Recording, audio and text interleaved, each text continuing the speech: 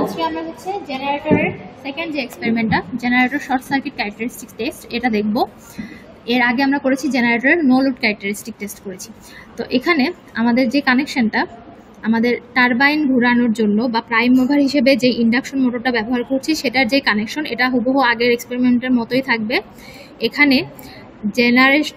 জেনারেটরের যে field winding সেটাও আমাদের সাপ্লাইয়ের সাথে যে কানেকশন সেটাও আগের মতোই থাকবে, শুধু চেঞ্জ হবে এই জায়গাটাতে। আচ্ছা, আগের চিত্রটা একটু দেখে আসি।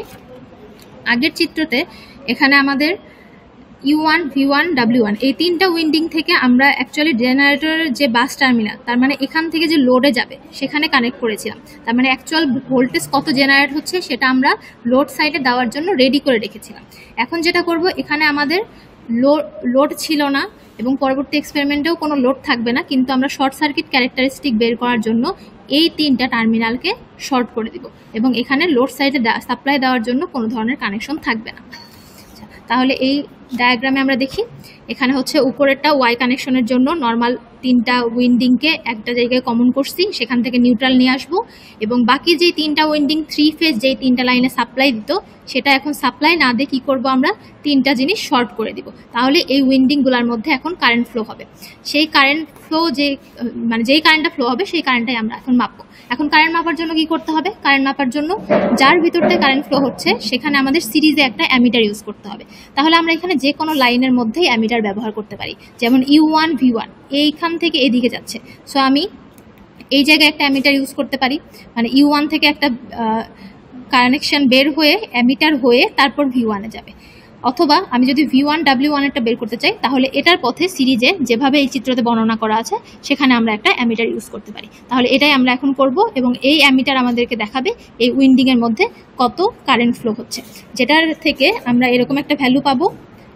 এবং লাস্টলি এই যে পাবো শর্ট সার্কিট কারেন্ট IG, যেটা আমরা অ্যামিটার দিয়ে মেজার করব ফিল্ড এক্সাইটেশন কারেন্টের পরিবর্তনের সাপেক্ষে বিভিন্ন ধরনের শর্ট সার্কিট কারেন্ট পাবো। সেটার গ্রাফ আমাদের মোটামুটি স্ট্রেট লাইনের মতো একটা আসবে। ঠিক আছে, তাহলে আমরা এক্সপেরিমেন্টে যাচ্ছি। তো আমাদের আগের যে কানেকশন, ইন্ডাকশন মোটরের কানেকশন, এটা হুবহু এক্সপেরিমেন্ট 1-এর মতো সেম। সো এই কানেকশন আমি আর দেখাচ্ছি না। নেক্সট যে কানেকশন, এখানে আমরা ওয়াই কানেকশন দিচ্ছি, এই তিনটা টার্মিনালকে শর্ট করবো। এই তিনটা টার্মিনাল শর্ট করেছি, এটার সাথে এটা কানেক্ট করে দিয়েছি, এটার সাথে এটা কানেক্ট, এবং এখান থেকে শর্টের এটা নিউট্রাল এনে রেখে দিয়েছি। ঠিক আছে, আচ্ছা এখন এই পয়েন্ট তিনটা যেটা, আচ্ছা এই পয়েন্টটা বলে নিই, এটা হচ্ছে আমাদের ফিল্ডে উইন্ডিং এর ছিল, যে F1 থেকে এটার F1-এ গেছে এবং এখানে F2 থেকে এটার F2-তে গেছে। যেহেতু আমরা ফিল্ড এক্সাইটেশন চেঞ্জের মাধ্যমেই শর্ট সার্কিট কারেন্টের চেঞ্জটা দেখবো, সো আমাদের এটাও আগের মতোই ঠিক থাকবে। এখন আমাদের চেঞ্জ কোথায় আসবে, চেঞ্জ হবে হচ্ছে এই যে U1, V1, W1 এই তিনটা আমাদের শর্ট হবে। তাহলে এখন এই তিনটা শর্ট করব। আচ্ছা, তাহলে এখন U1 এটার সাথে আমি শর্ট করছি হচ্ছে V1 এবং এখানে V1 এটার সাথে শর্ট করব হচ্ছে W1। আচ্ছা, এখন এই শর্ট করলে এটার মধ্যে যে কারেন্ট ফ্লো হবে সেটা আমাদের মাপতে হবে। এখন আমরা এখানে কোনো মেজারিং এলিমেন্ট দিই নাই। মেজারিং এলিমেন্ট দেওয়ার জন্য কি করতে হবে, এই যে এই টার্মটা যে এখান থেকে এখানে শর্ট করলাম তা না করে এখান থেকে একটা অ্যামিটার হয়ে তারপর এখানে যেতে হবে। তাহলে এটার মধ্যে যে কারেন্ট ফ্লোটা হবে সেটা আমরা এখানে দেখতে পাবো। তাহলে এখানে আমি সরাসরি অ্যামিটারটা কানেক্ট করে দিই।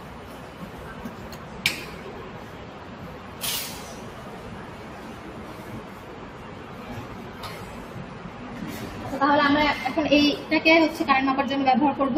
যেহেতু অ্যাম্পিয়ার রেঞ্জে কারেন্ট আসবে, আমি এখানে অ্যাম্পিয়ার বাটনে পজিটিভটা রাখতেছি এবং এখান থেকে এটা কানেক্ট করে দিলাম।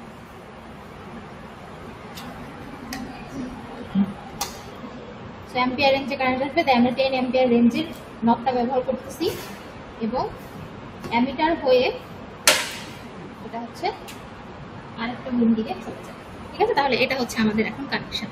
এই দুটো শর্ট, এটাও শর্ট, বাট শর্টের মাঝখানে আমরা হচ্ছে অ্যামিটার দিয়েছি কারেন্ট কত আসছে সেটা মাপার জন্য। তাহলে এখন আমরা এটাকে অন করি। অন করার আগে আমরা এখানে রেঞ্জটা সিলেক্ট করে নিব, কারেন্টের রেঞ্জ। এসি কারেন্ট আমরা মাপতেছি, এই যে 10 অ্যাম্পিয়ারে দিয়ে রাখলাম। ঠিক আছে, এসি কারেন্ট 10 অ্যাম্পিয়ার রেঞ্জ দিয়ে রাখলাম, এর মধ্যে আমরা কারেন্টের ভ্যালু এখানে দেখতে পাবো।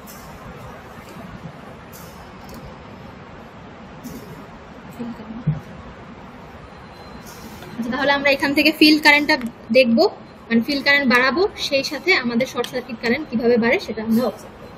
তাহলে আমরা এটা অন করে দিচ্ছি। প্রথমেই মেইন সুইচটা অন করতেছি,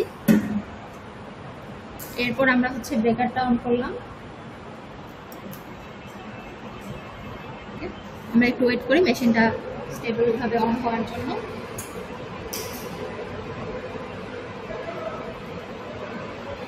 এখন আমরা হচ্ছে টর্কটা আগে দিয়ে নিব, এরপর আমরা হচ্ছে এটা প্রাইম মুভারটা বা টারবাইন যেটা সেটাকে হচ্ছে অন করে দিচ্ছি। এখন আমি যদি এখানে ফ্রিকোয়েন্সি বাড়াই তাহলে আমার এটা আস্তে আস্তে ঘোরা শুরু করবে।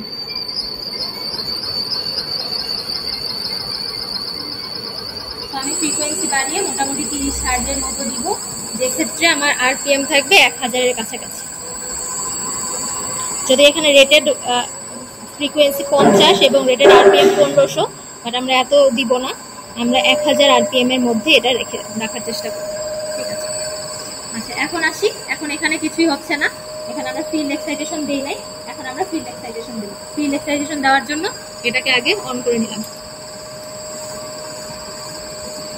তো আমি আগেও মেনশন করেছি যে আমার এটা একদম জিরোতে থাকে না, এটা শুরুই হয় হচ্ছে 0.7 থেকে, যেহেতু এই নবটাতে প্রবলেম আছে তাই আমরা 0.7 এই যে ভোল্টেজটা পাই সেটাই আমরা নিব।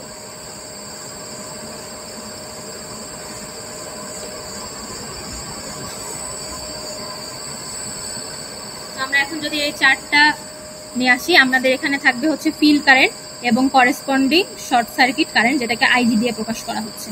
তাহলে এখন ফিল্ড কারেন্ট আমি রেখেছি হচ্ছে 0.71 অ্যাম্পিয়ার এবং সেটার করেসপন্ডিং শর্ট সার্কিট কারেন্ট আমরা দেখতে পাচ্ছি 2.43 অ্যাম্পিয়ার।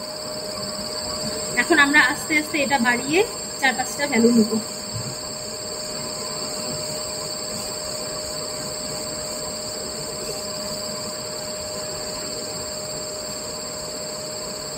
তাহলে এটা নিলাম হচ্ছে 0.81, সেই করেসপন্ডিং আমাদের শর্ট সার্কিট কারেন্ট 2.73।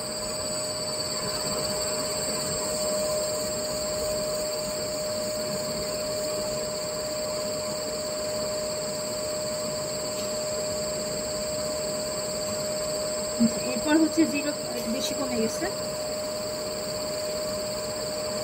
0.92 তে আমরা পাচ্ছি হচ্ছে 3.14। এটা আমরা দেখবো লিনিয়ারলি বাড়বে আর কি। আমরা আরো কয়েকটা ভ্যালু এখানে নিয়ে নিই। এখানে আমি 1.06 অ্যাম্পিয়ার দিলাম এবং শর্ট সার্কিট কারেন্ট পাচ্ছি 3.62। লাস্ট আরেকটা নিচ্ছি 1.14 এবং এখানে কারেন্ট পাচ্ছি 3.89। এবং এখানে যেহেতু আমাদের রেটেড কারেন্ট 1.4 অ্যাম্পিয়ার দেখানো আছে, আমরা এখানে 1.4 এর বেশি ফিল্ড এক্সাইটেশন কারেন্ট দিব না। ঠিক আছে, তাহলে আমাদের 5টা ভ্যালু নেওয়া শেষ। 5টা ভ্যালু গ্রাফ আঁকার জন্য যথেষ্ট। এখন আমি মেশিনটাকে অফ করে দিই। তাহলে প্রথমে ফিল্ড কারেন্টটাকে 0 করে দিচ্ছি, এরপর জেনারেটরটাকে অফ করছি। অফ করার সাথে সাথে আমার এটাও 0 হয়ে গেছে, এটাও 0 হয়ে গেছে। এখন আমি এডিটটা অফ করে দিই। তো ফ্রিকোয়েন্সি কমালাম, স্পিডও কমে গেল, স্পিড 0টা করলাম, এরপর স্টপ করে দিলাম। এরপর আমরা ব্রেকার অফ করব, এরপর একেবারে মেইন সুইচ অফ করে দিব। ঠিক আছে, তাহলে আজকের এক্সপেরিমেন্ট এতটুকু।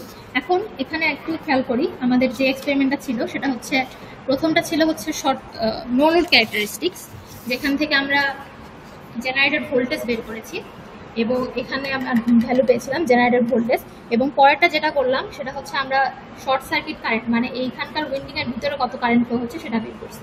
এখন এই দুইটা ভ্যালু ব্যবহার করে, দুইটা গ্রাফ ব্যবহার করে আমরা এটার এই মেশিনটার সিনক্রোনাস রিঅ্যাকট্যান্স যেটা আছে সেই রিঅ্যাকট্যান্সের ভ্যালুটা বের করতে পারবো। মানে একটা ভোল্টেজ পেয়েছি, যে কোনো একটা ফিল্ড কারেন্টের জন্য, ধরলাম ফিল্ড কারেন্ট হচ্ছে 0.8 ফিল্ড কারেন্টের জন্য করেসপন্ডিং জেনারেটর ভোল্টেজ কত, সেইটা ডিভাইডেড বাই সেম ফিল্ড কারেন্টের জন্য শর্ট সার্কিট কারেন্ট কত, সেটা যদি আমরা এই ক্যালকুলেশনটা করি সেখান থেকে আমরা সিনক্রোনাস রিঅ্যাকট্যান্স বের করতে পারবো। তো সিনক্রোনাস রিঅ্যাকট্যান্সের ক্যালকুলেশনটা এখানে আমি দেখাচ্ছি। এটা ক্যালকুলেশনটা হবে হচ্ছে এইটা। এখানে এক্সএস ইকুয়াল টু, এটা হচ্ছে আমাদের জেনারেটেড যেই ভোল্টেজটা আমরা এক্সপেরিমেন্ট 1-এ করেছি।